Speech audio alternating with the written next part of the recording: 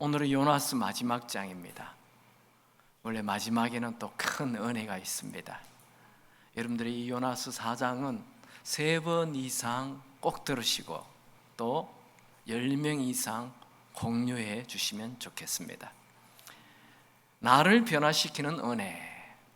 영국 웨스트민스터 대성당 묘지에 있는 한 성공회 주교의 무덤 앞에 다음과 같은 글이 적혀 있습니다. 나는 젊었을 때 세상을 변화시키겠다는 꿈을 가졌었다.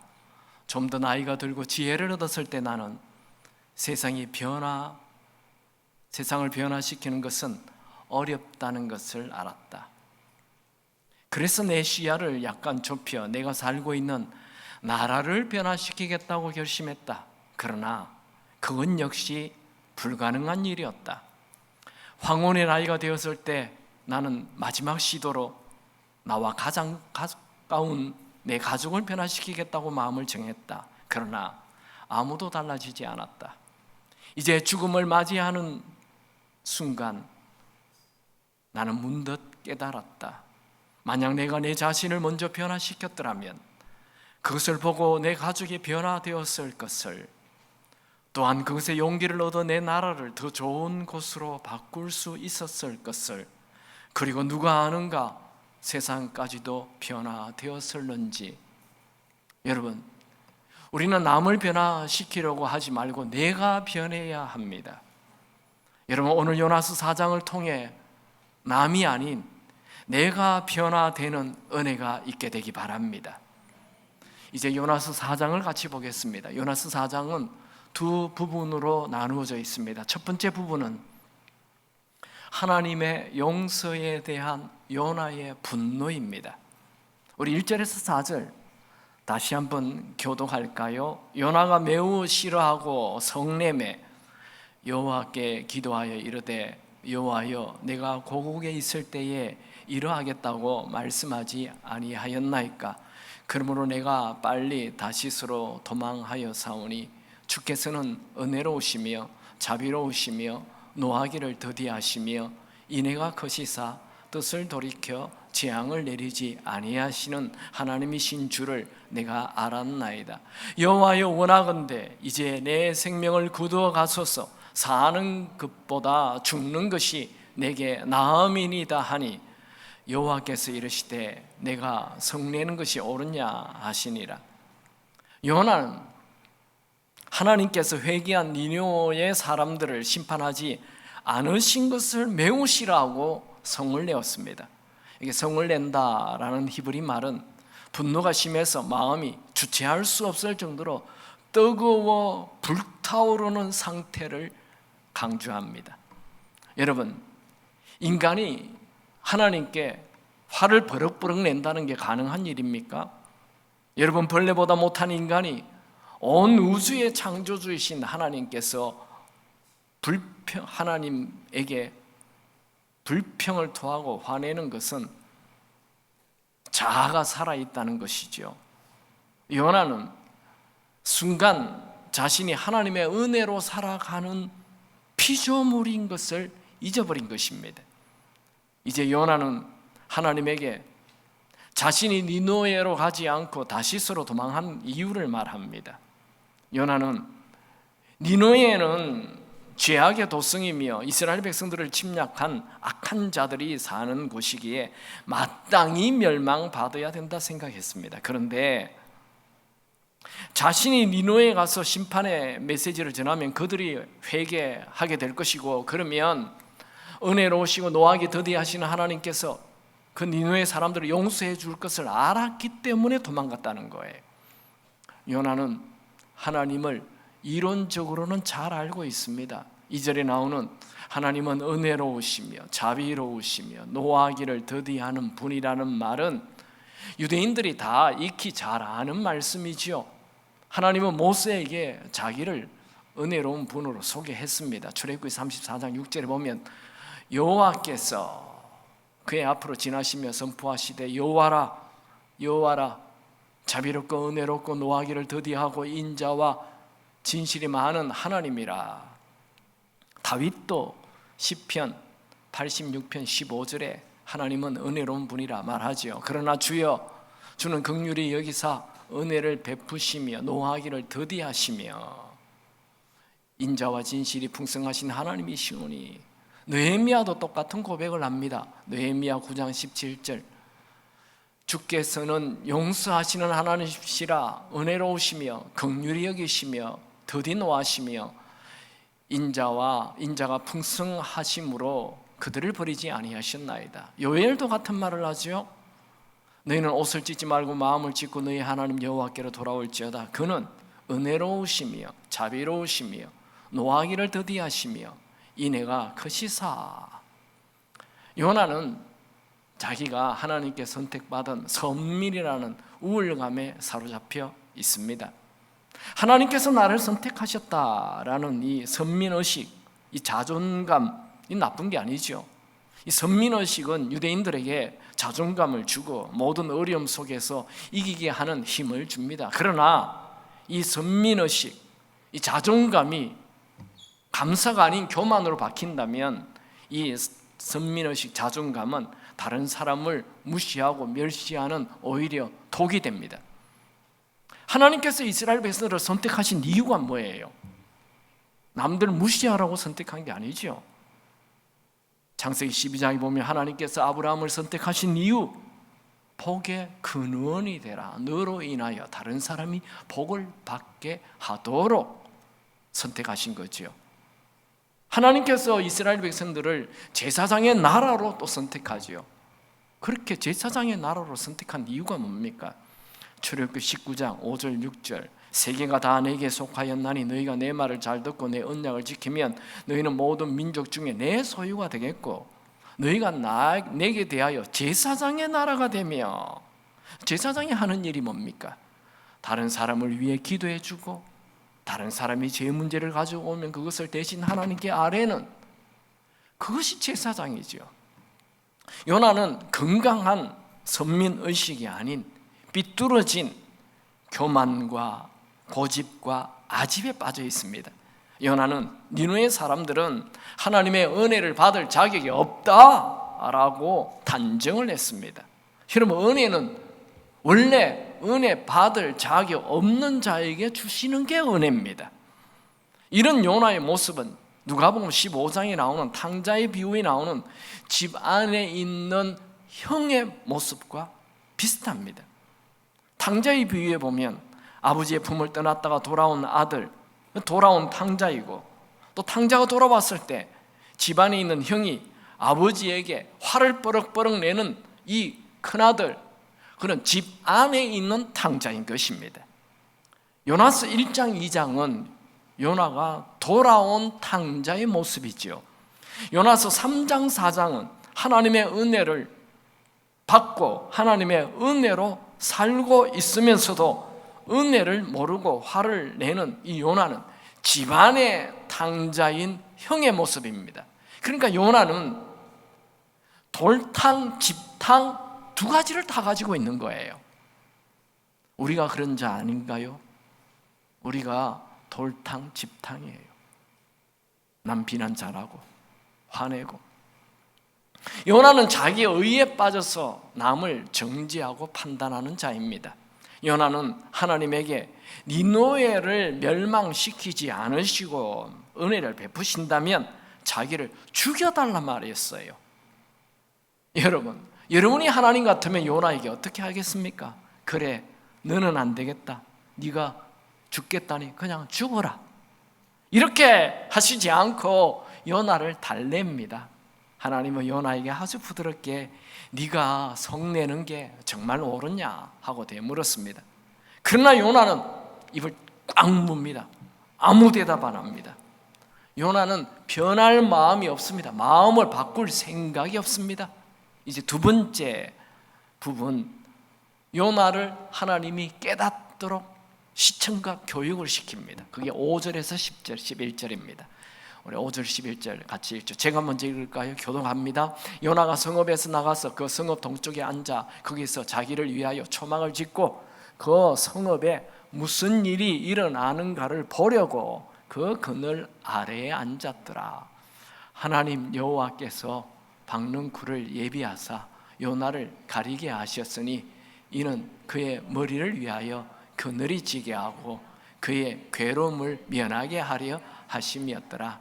요나가 박는 굴로 말미암아 크게 기뻐하되 하나님이 벌레를 예비하사 이튿날 새벽에 그 박는 굴을 갈아먹게 하심에 시드니라. 해가 뜰 때에 하나님이 뜨거운 동풍을 예비하셨고 해는 요나의 머리를 쪼임에 요나가 현미하여 스스로 죽기를 구하여 이르되 사는 것보다 죽는 것이 내게 나으니라 하니라. 요나는 실컷 하나님께 불평을 토하고 하나님께 죽여달라고 투정을 벌이다가 하나님께서 네가 성내는 것이 옳지 않다라는 말을 듣고 그러면 마음을 바꾸었어. 그냥 이스라엘로 돌아가야 합니다. 그런데 그는 아직도 자기의 마음을 바꾸지 않고 고집을 꺾지 않고 니노의 성을 빠져나와 멀리 니노의 성이 보이는 높은 언덕에 초막을 짓고 니노에가 망하는 것을 끝까지 나는 볼 것이다 하며 지금 앉아 있습니다. 요나가 지은 초막은 나뭇가지로 얼기설기 대충 임시로 만든 거죠. 만약 비가 온다면 비가 다 새고 해가 뜬다면 햇빛이 다 들어오는 그런 초막입니다. 요나가 초막에 앉아 있는데 해가 떠올라 햇빛이 초막으로 들어올 즈음에 하나님께서 박능쿨을 예비해서 요나의 햇빛이 비치지 않도록 차단해 주었습니다. 여기 박능쿨은 히브리어로 키카요온이라는 단어인데 이것은 잎이 30cm 이상 자라고 줄기가 3m까지 자라는 능쿨 식물입니다.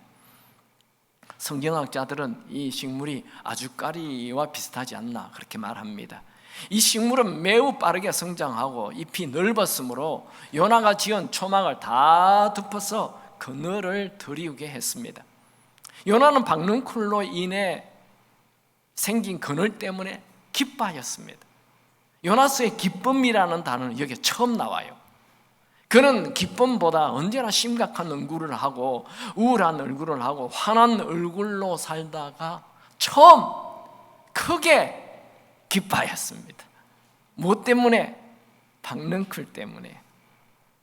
그런데 하나님께서 또 벌레를 예비하여 그 다음 날 새벽에 박능쿨을 갉아먹게 하여서 다 시들어 죽게 했습니다. 거기다가 또 하나님은 뜨거운 동풍을 예비하셔서 요나의 몸을 달구었고 햇빛도 내리쬐게 했습니다. 여기서 우리가 눈여겨볼 것은 하나님은 만물을 다스리시는 주권자라는 것입니다. 하나님은 지구를 또 사람을 만드시고 더 멀리에서 팔짱 끼고 구경하시는 분이 아닙니다. 하나님은 요나를 변화시키기 위해 하찮은 박능쿨을 예비하셨고 작은 벌레도 예비하셨고 뜨거운 동풍도 예비하셨습니다. 하나님은 지금도 우리를 바꾸기 위하여 우리 주변에 있는 모든 것을 예비하십니다.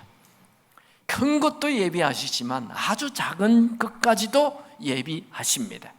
여러분, 하나님은 크신 일도 주권자로 모든 것을 다스리시고 아주 작은 일에도 주권자로 일하십니다. 하나님은 우리를 위해 아주 세밀한 것까지 예비하시고 도우시는 은혜를 베푸십니다. 여러분, 지금 여러분의 인생에 큰 위기가 생겼습니까? 하나님께서 위기를 해결해 주실 수 있는 것을 예비하고 계심을 믿으십시오. 중요한 만남을 눈앞에 두고 있습니까? 하나님께서 여러분에게 꼭 필요한 사람을 예비시키실 것을 믿으십시오. 지금 큰 수술을 앞두고 있으세요. 가장 합당한 의사를 예비시키고 계심을 믿으십시오. 여러분이 모르는 장소에 가야 합니까? 하나님께서 먼저 앞서 가셔서 여러분의 모든 미래를 준비하고 계시는 것을 믿으시기 바랍니다. 하나님은 우리의 모든 삶에 은혜 베푸시길 원하십니다. 요나는 자기에게 잠깐 더위를 피하게 해준 이 박능쿨이 시든 것을 보고 화를 내고 죽고 싶다 라고 말하죠. 사는 것보다 죽는 게 낫겠다 말합니다. 요나는 요나서 4장에만 사는 것보다 죽는 것이 낫겠다. 3절, 8절 두 번이나 말하고 있습니다. 하나님께서 니누의 성에 은혜를 베푸신다고 죽고 싶다 말하고, 박능쿨이 시들었다고 죽고 싶다고 말하고 있습니다. 요나는 심각한 감정 조절 장애자입니다. 인생이 꼬이는 사람들은 항상 부정적인 말을 굉장히 잘합니다. 인생이 잘 풀리는 사람은 항상 긍정적인 믿음의 말을 합니다. 성경은 죽고 사는 것이 혀에 달렸다 말씀하지요. 잠언 18장 21절, 죽고 사는 것이 혀의 권세, 힘에 달렸나니 혀를 쓰기 좋아하는 사람은 혀의 열매를 먹으리라. 여러분이 인생에 큰 복을 받기를 원하십니까? 악한 말을 하지 마시고 은혜의 말을 하시기 바랍니다. 시편 34편 13절 14절, 내 혀를 악에서 금하며 내 입술을 거짓말에서 금할지어다. 악을 버리고 선을 행하여 화평을 찾아 따를지어다. 이제 다시 요나서 4장 9절 말씀을 같이 읽습니다. 하나님이 요나에게 이르시되 네가 이 박능쿨로 말미암아 성내는 것이 어찌 옳으냐 하시니 그가 대답하되 내가 성내어 죽기까지 할지라도 옳으니이다 하니라. 하나님은 요나에게 화를 내는 것이 옳으냐 하면서 그 좀 마음 바꾸라 그렇게 말하지만 계속 화를 냅니다. 요나서 4장에는 네가 화를 내는 것이 옳으냐라는 말을 똑같은 말 4절 9절 두 번이나 거듭 말씀하지요. 여러분 어떤 이유에서든지 쉽게 화를 내고 쉽게 분노하는 그 버릇 고쳐야 합니다. 야고보서에서는 화를 내는 것은 하나님의 의를 이루지 못한다 말씀하지요. 야고보서 1장 20절, 사람이 성내는 것이 하나님의 의를 이루지 못함이라. 여러분 화를 낸다는 것은 내가 남을 정죄하는 심판자의 자리에 앉아 있다는 거죠. 화를 낸다는 것은 어쨌든 교만이며 미성숙입니다. 지금 요나가 화를 내는 것은 박능쿨이 없어졌기 때문이죠. 여러분 한 도시를 회개시키고 큰 부흥을 일으켰던 이 위대한 선지자 요나가 꼴난 박능쿨 하나 때문에 죽고 싶다 말하고 죽여달라 말하는 것, 화를 버럭버럭 내는 것, 이게 말이 됩니까? 하나님은 거듭거듭 화를 내는 것 좋지 않다 말을 해도 요나의 마음 안 바뀌죠. 이제 하나님은 요나에게 하나님의 마음을 보여주십니다. 요나서 4장 10절 같이 읽습니다.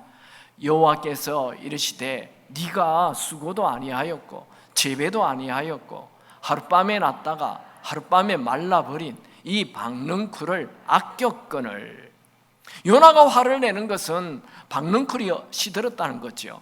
요나가 박능쿨 시들어진 것에 대해서 화를 내고 분노할 자격 없습니다. 왜냐하면 요나가 박능쿨을 심지 않았어요. 거름도 주지 않았어요. 물도 주지 않았어요. 햇볕도 주지 않았어요. 수고한 게 아무것도 없기 때문입니다.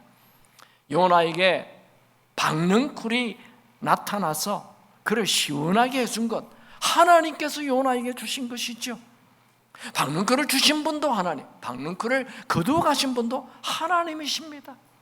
그러니 하나님이 은혜로 주신 것에 대하여 내가 왈가왈부하는 것은 월권입니다. 교만입니다. 여러분 욥과 욥의 부인의 차이 아시죠? 뭐가 다릅니까? 욥과 욥의 부인에게 똑같이 인생의 풍랑이 왔죠. 하루아침에 양과 소와 낙이 다 죽고 가지고 있는 재산 다 없어지고 집이 무너져 아들 딸들 다 죽었어요. 그러나 요나는 주신 자도 하나님, 거두신 이도 하나님 하며 입술로 범죄 안 합니다. 욥기 1장 21절 22절 이르시되 내가 모태에서 알몸으로 나와 사온적 또한 알몸이 그리로 돌아갈지라 주신 이도 여호와시요 거두신 이도 여호와시오니 여호와의 이름이 찬송을 받으실지어다 하고 이 모든 일에 욥이 범죄하지 아니하고 하나님을 향하여 원망하지 아니하니라. 이게 욥의 믿음입니다. 이게 욥이 성숙되어 있음을 보여주는 거예요. 사람은 좋을 때는 그 사람의 진짜 모습을 몰라요. 어려울 때 그 사람의 진짜 믿음, 진짜 성숙을 알 수 있어요. 심지어 욥은 온몸에 병이 들어서 머리끝부터 발끝까지 피부병이 종기가 났어요. 이것을 본 욥의 아내는 하나님을 욕하고 죽으라고 분노합니다. 욥기 2장 9절 그의 아내가 그에게 이르되 당신이 그래도 자기의 온전함을 굳게 지키느냐? 하나님을 욕하고 죽어라. 이게 욥의 아내의 믿음입니다. 욥 아내의 인격입니다. 어려울 때 그 사람의 진짜 모습이 나타나죠. 욥의 아내는 옛날에 잘 될 때, 잘 먹고 잘 살 때, 큰 은혜 받았을 때 같이 예배 잘 드렸어요. 근데 지금 은혜가 사라졌을 때, 큰 고난이 왔을 때 하나님을 욕하고 죽어라, 그렇게 말하고 있어요. 거친 말을 쏟아냅니다. 그럴 때 욥이 어떻게 얘기합니까? 니나 죽어라 그러지 않고 아주 부드럽게 얘기를 하죠. 10절 그가 이르되 그대의 말이 한 어리석은 여자의 말 같도다. 우리가 하나님께 복을 받았은즉 화도 받지 아니하겠느냐 하고 이 모든 일에 욥이 입술로 범죄하지 아니하리라. 여러분, 욥과 욥의 아내의 차이가 뭘까요? 욥은 입술로 범죄하지 않습니다. 욥의 아내는 입술로 범죄합니다. 그것이 욥과 욥의 아내의 차이입니다. 여러분들은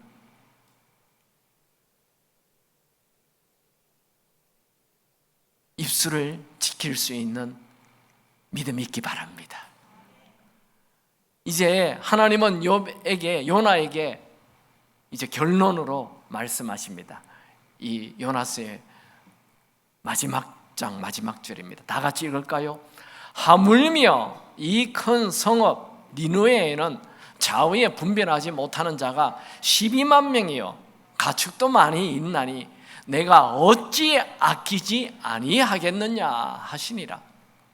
하나님은 박넝쿨 하나에 그렇게 크게 기뻐하였다가 죽여달라고 하는 이 변덕이 심한 요나에게 하룻밤 피었다가 그 다음 지는 시들어지는 박넝쿨도 너는 그렇게 아끼는데 하물며 하나님이 내가 니느웨 사람 12만 명을 어찌 아끼지 아니하겠느냐 하는 말로 마칩니다. 이게 좌우를 알지 못하는 12만 명은 어린아이를 얘기하는 게 아니고 하나님 말씀을 듣지 못하는 이방인을 얘기하는 것입니다. 그 당시 12만 명이라는 숫자는 엄청난 숫자죠. 요나가 살았던 사마리아 성은 3만 명밖에 되지 않았습니다. 하나님은 요나에게 내가 이방인이라 할지라도 이 12만 명이나 되는 사람들을 사랑하는 것이 당연하지 않느냐? 어찌 아끼지 않겠느냐 하며 이 하나님의 요나의 좁쌀 같은 마음과 하나님의 큰 마음을 지금 비교해 주면서 너도 하나님의 마음을 나의 마음을 가져라 하는 함성으로 요나서 4장을 턱 끝을 내버렸어요. 저는 이 요나서 4장을 통해 딱 한 가지 메시지를 전하고 싶습니다. 여러분, 만약에 요나서가 요나서 3장으로 끝났다면 정말 해피엔딩이에요. 요나 인생은 정말 드라마틱한 인생이죠. 여러분, 우리도 누구든지 요나처럼 처음에는 불순종했다가 회개하고 순종하면 위대한 하나님의 사람이 됩니다 라는 이 메시지 멋있잖아요. 그런데 갑자기 요나서 4장이 나타나요. 요나서 4장은 기록하지 않았으면 좋을 뻔한 내용이 쭉쭉쭉 기록돼요. 요나서 4장은 요나의 엉망인 모습, 좁쌀 같은 마음이 소상하게 기록됩니다. 그래서 요나서 4장은 우리가 생각하지 못한 메시지가 분명히 있습니다. 왜 이걸 기록했을까요? 요나서 4장은 요나서 1장, 2장, 3장과는 다른 엄청난 메시지를 담고 있습니다. 그것은 바로 입술로는 은혜를 말하지만 은혜가 없는 요나에게 은혜 넘치는 사람으로 되는 것, 변화시키는 것입니다. 요나서 4장은 이기적인 요나에게 하나님의 마음을 가지라는 것으로 마칩니다. 우리는 요나서를 요나가 니느웨를 회개시킨 부흥의 책으로 알고 있어요. 아니요. 요나서는 니느웨가 아닌 요나가 변화시키는 것, 요나가 변화되는 것이 목표입니다. 하나님은 요나를 변화시키기 위해 요나를 부르셨고 요나를 니느웨 성에 보내셨습니다. 요나는 아미떼의 아들, 즉 아멘의 아들로 태어나 선지자로 살았습니다. 그의 마음 안에는 비뚤어진 선민의식, 이 자존감이 교만으로 가득하여 불신자를 우습게 여기고 특히 이스라엘을 공격하는 니느웨에 대한, 아수르에 대한 분노와 복수심이 가득하였습니다. 그는 선지자지만 하나님 말씀을 우습게 여기고 불순종하며 도망갔습니다. 요나는 하나님은 은혜로우시며 자비로우시며 노하기를 더디하시는 하나님이라는 것을 머리로는 잘 알고 있고 입술로는 말을 하고 있지만 그 자신의 삶은 은혜와는 거리가 먼 삶을 살고 있었습니다. 그는 바다에 던져져 죽음에서 살아나는 이 엄청난 은혜를 경험했음에도 불구하고 남에게 은혜 베푸는 것에 대해서는 인색할 뿐만 아니라 인색을 넘어 남이 죽었으면 좋겠다, 자기는 그렇게 살았으면서 남은 죽었으면 좋겠다, 그런 마음이 가득했어요. 그는 하나님은 노하기를 더디하는 것을 알고 있었지만 자신은 수시로 화를 뻐럭뻐럭 내는 마음이 작은 자입니다. 무엇보다도 요나는 조그만 일에 죽고 싶다 이런 말을 잘하는 아주 부정적인 사람입니다. 여러분, 요나는 선지자이지만 실상은 그의 마음은 작아도 너무 작은 속 좁은 인간이었습니다. 요나는 자기 의가 강해서 남들을 정죄하고 비난하는 데는 열심을 내고 내가 한번 옳다고 생각하는 것에는 절대로 마음 바꾸지 않는 고집이 센 고집불통이었습니다. 요나는 니느웨 사람들에게 회개를 외쳤지만 정작 자신의 교만은 회개하지 않았습니다. 그런데 하나님께서 너는 하룻밤에 피었다 지는 이 시들은 박능쿨은 아끼는데 내가 12만 명이나 넘는 니느웨 사람을 어찌 아끼지 않겠느냐라는 이 큰 말씀 앞에 깨어집니다. 요나는 이 말씀에서 하나님의 마음을 알게 되었습니다. 요나는 하나님의 마음은 니느웨보다 지구보다 우주보다 크심을 알게 되었습니다. 요나는 속 좁은 요나 자신에게 하나님의 크신 마음이 대비되면서 그 큰 마음이 은혜로 자기 안에 들어오는 것을 느낍니다. 무엇보다도 하나님께서 요나라는 그 사람, 요나 자신을 아끼셔서 고집불통인 자신을 참으셔서 변화시키고 있다는 것을 깨달았습니다. 그날 요나는 변했습니다. 우리 이런 질문을 하게 돼요. 요나가 요나서 4장 이후 진짜 변했을까요? 진짜 변했을까요? 아직 확신이 안 서죠? 확실히 변했습니다. 어떻게 알 수 있죠? 그건 목사님 생각 아닌가요? 변했습니다. 왜요? 이 요나서를 기록한 사람이 요나이기 때문입니다. 요나서를 요나가 기록했다는 확실한 증거는 이 요나서의 모든 내용이 요나 개인의 속마음을 얘기하고 있기 때문이죠.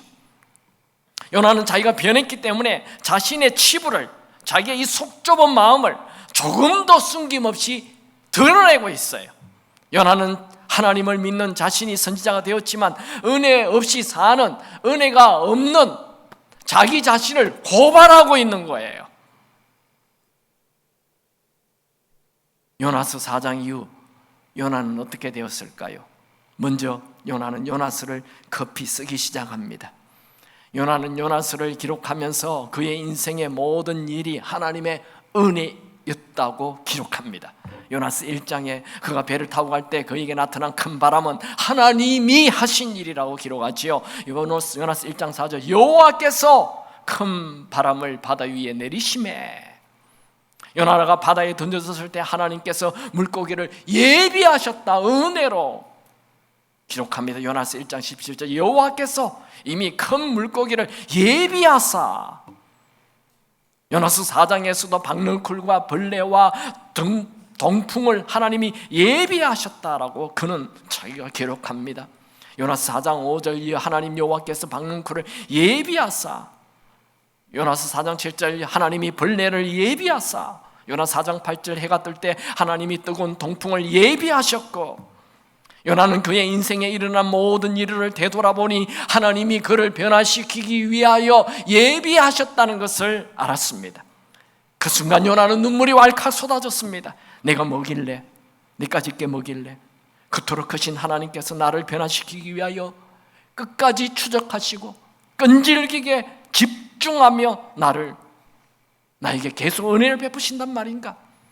요나는 요나서를 기록하여 자신이 하나님의 은혜를 모르고 산 자인 것을 고발하고, 그리고 그 자리를 툴툴 틀고 일어나 이스라엘로 돌아가는 것이 아니라 니노의 성에 들어가서 진짜 하나님의 말씀을 전하기 시작했습니다. 그전에는 그저 40일 지나면 니노에 망한다 이렇게 하고 그냥 빨리 지나와 버렸는데, 이제는 진짜 들어가서 하나님의 말씀, 하나님의 마음을 전하기 시작했습니다. 진짜일까요? 목사님 생각 아닙니까? 무슨 근거로? 진짜 맞습니다. 왜요? 니느웨에는 요나의 무덤이 발견되었기 때문입니다. 지금 이라크 모술 지역의 니느웨에 가면 예언자 유누스 무덤이라고 글이 써져 있어요. 그건 이 사람들이 쓴 게 아니고 아주 오래전에 유누스가 아랍어로 요나입니다. 지금은 모스크가 세워져 있지만 이 모스크 밑에 요나의 무덤이라고 이렇게 쓰여져 있습니다. 여러분, 니느웨는 이방 땅이죠. 하나님을 믿는 사람이 없는 곳이에요. 그곳에 요나의 무덤이 있을 리가 없습니다. 요나가 니느웨 땅에 가서 하나님 말씀을 전했기 때문에 사람들이 요나의 죽음을 귀히 여기고 요나의 무덤을 만들어 놓은 것이죠. 요나의 관심은 요나서 5장을 기록하여 내가 이렇게 변했다라고 기록할 필요가 없었습니다. 그는 직접 자신의 변화를 몸으로 보이며 살았습니다. 요나는 남을 죽이는 자가 아닌 남을 살리는 자로 살았습니다. 요나가 변화되자 그렇게 미운 요나 사람들이 귀히 여겨졌습니다. 요나는 하나님을 피하며 살았는데 이제는 하나님 말씀을 듣고 하나님과 대화하는 것이 행복이 되었습니다. 무엇보다도 요나는 큰 은혜 받은 자임을 알고 이제 큰 은혜를 전하는 자로 살았습니다. 요나의 얼굴은 과거에는 심각한 얼굴이었지만 지금은 기쁨이 흘러 넘쳤습니다. 요나가 다시 니느웨 성에 들어가자 변화된 요나의 얼굴을 보고 사람들이 몰려왔죠. 요나서 4장 이후 우리의 숙제는 나도 변해야 한다는 것입니다. 하나님과 근성으로 대화하는, 여기도 교회 오래 다녔지만 하나님과 근성으로 기도하는 분이 있죠. 하나님, 밥 먹습니다. 감사합니다. 어려운 일이 있으면 하나님 좀 도와주세요. 근성으로 기도해요. 우리는 하나님과 대화하는 것이 정말 즐거운 자로 변해야 합니다. 그저 내 유익만 생각하는 이 꼴난 이 박능쿨 하나 때문에 크게 기뻐하고 이런 내 유익만 생각하는 사람이 하나님의 마음으로 세상을 보는 자로 변해야 합니다. 이 고집불통인 요나를 변화시킨 하나님은 나도 변화시키실 것입니다. 내가 변하면 모든 것이 다 변합니다. 톨스토이는 이런 말을 하였죠. 모두들 세상을 바꾸려 하면서 정작 자신을 바꾸려 하지 않는다. 그러면 어떻게 하면 요나처럼 변할까요? 요나는 어떻게 해서 변했습니까? 은혜를 체험한 거예요. 존 뉴턴은 기독교 가정에서 태어났지만 믿음을 버리고 노예 무역상이 되어 하나님을 떠난 인생을 살았습니다. 그러나 대서양의 거친 풍랑을 만나 죽을 수밖에 없는 상황에 하나님께 매달려 기도한 이후 기적적으로 살아났죠. 그 후 뉴턴은 하나님의 은혜에 감격하여 인생을 하나님께 드렸고 극악무도한 인신매매 범이 변하여 목회자로 살았습니다. 그가 쓴 은혜의 찬송가는 세계 모든 사람들이 부르는, 불신자들도 부르는 애창곡이 되었죠. 나 같은 죄인 살리신 주 은혜 놀라와 잃었던 생명 찾았고 광명을 얻었네. 이제껏 내가 산 것도 주님의 은혜라. 또 나를 장차 본향에 인도해 주시리. 여러분, 이런 큰 바다에서 풍랑에서 살아나거나 큰 교통사고에서 살아나거나 이런 암에서 살아나거나 이런 큰 일에만 사람이 변하는 게 아니에요. 그냥 작은 일상생활 속에서 얼마든지 은혜를 체험할 수 있습니다. 니콜라스라는 사람은 18세의 어느 겨울날 그냥 나무 한 그루를 탁 쳐다보면서 나뭇잎 하나도 없는 남김없이 떨어진 앙상한 가지만 남았지만 머지않아 잎사귀가 다시 돋아날 것을 알고, 그뿐 아니라 봄이 오면 꽃이 피고 가을이 되면 열매를 맺게 될 것을 묵상했습니다. 알게 되었습니다. 겨울 내내 봄을 기다리는 한 그루의 나무를 바라보다가 이 온 우주 만물을 다스리는 분이 하나님이라는 것을 알게 되었고, 이 나무 한 그루에 대하여 하나님의 은혜를 베푸시는데 어찌 내 인생 이것도 다 하나님의 은혜가 아니겠느냐 하며 큰 은혜에 감격했습니다. 그날 이후 그는 인생을 바꾸고 하나님께 자기 인생을 하나님께 던져버렸어요. 드렸어요. 그는 무슨 일을 하든 매 순간 하나님과 대화를 하고 날마다 기쁨 속에 살았습니다. 그가 나이 80에 세상을 떠난 이후 그가 쓴 일기가 로렌스 형제라는 이름으로 책으로 출간되었죠. 그 책이 바로 역사상 가장 기독교인들이 계속 읽고 읽는 하나님의 임재 연습이라는 책입니다. 여러분, 요나는 물고기 뱃속에서 살아났을 때 회개는 했어요. 그러나 속마음은 아직 안 변했어요. 왜냐하면 아직 은혜를 진짜 몰랐던 거죠. 그러나 그가 박능쿨 하나를 통해 진짜 하나님의 크신 은혜를 깨닫고 그는 인생 달라졌습니다. 여러분 인생을 한번 되돌아보십시오. 은혜 아닌 게 있나요? 다 하나님의 은혜입니다. 모든 것이 은혜인 것을 안다면 오늘 변화를 선택해야 합니다. 제가 어느 곳에 설교를 하기 직전에 인제대학교 총장이었고 대한적십자 총재였던 이윤구 박사님이 제가 설교하기 전에 먼저 간증을 하셨어요. 제가 그걸 들었어요. 그는 20대 초반에 군인 지프를 타고 강원도 인제와 양구 사이에 있는 고개를 넘어가다가 낭떠러지로 추락을 했는데, 참 희한하게 지금 밑에 떨어지는데 그 차가 그냥 칡능굴에 턱 걸려서 살아난 거예요. 구사일생. 그는 죽음 직전에 자신의 신앙이 겨우 주일날 한 번 교회 가는 이 얼굴만 비치는 이 시시한 신앙생활을 한 걸 깨달았어요. 그는 죽음을 면하고 살아났음에 감사를 드리기보다도 하나님 왜 나를 살리셨나요 하며 하나님이 자기를 살려주신 은혜에 감격하여 통곡하며 울었습니다. 그는 자기 인생이 자기의 것이 아님을 알았습니다. 그는 곧바로 부산으로 내려와 신학교에 입학을 하였습니다. 그는 말합니다. 나 이윤구는 죽었다. 이제 내 인생은 내 것이 아니라 하나님의 것이다. 여러분, 그는 계속 말합니다. 나는 꽃 한 송이를 보아도 풀 한 포기를 보아도 하나님의 은혜를 느낀다. 나는 매일 매 순간 하나님과 대화하며 산다. 나는 하나님과 사는 것이 너무 기쁘다. 예수를 믿는 것은 하늘나라를 천국을 미리 앞당겨 사는 것이다. 하나님과 같이 사는 그 기쁨을 어찌 다 표현할 수 있겠는가? 하나님과 대화하며 사는 것보다 더 큰 기쁨은 없다. 이 총장님은 나이 80이 넘은 나이인데 어린아이처럼 얼굴이 해맑았습니다. 여러분, 인생은 내 것이 아닙니다. 인생은 처음부터 내 것이 아니었습니다. 인생 자체가 다 은혜인 줄 알고 감사하며 사시기 바랍니다. 왜 이렇게 어려웠냐? 왜 나를 이곳에 갖다 놨느냐? 그 자체가 교만입니다. 그 자체가 아직도 은혜를 모르는 자입니다. 은혜의 눈을 뜨십시오. 은혜의 옷을 입으십시오. 은혜에 잠겨 사십시오. 은혜를 마음에 가득 채우고 은혜를 베푸는 자로 사시기 바랍니다. 여러분, 우리가 가지고 있는 모든 것은 다 하나님께서 은혜로 베풀어 주신 것입니다.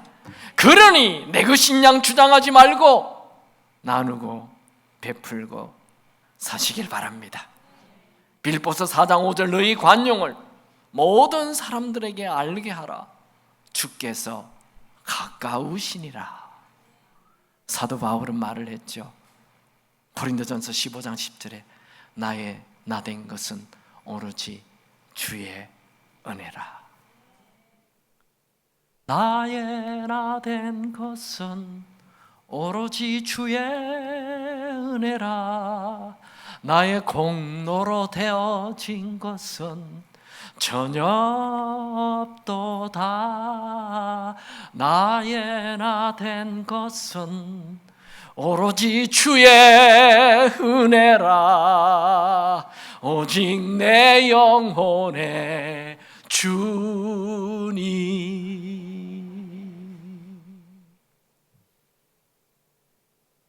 저는 요나서 4장이 끝나서 너무 좀 아쉽습니다. 저는 요나서 4장을 보며 왜 이렇게 내가 안 바뀌나? 은혜를 몰라서 그렇구나. 은혜를 몰랐어. 저는 이 요나서를 하며 특별히 병원에 누워서 수술실에서 내가 바뀌기로 다짐했습니다. 여러분 모두 다 어제와 다른 변화된 여러분이 되길 축원합니다. 찬양합시다.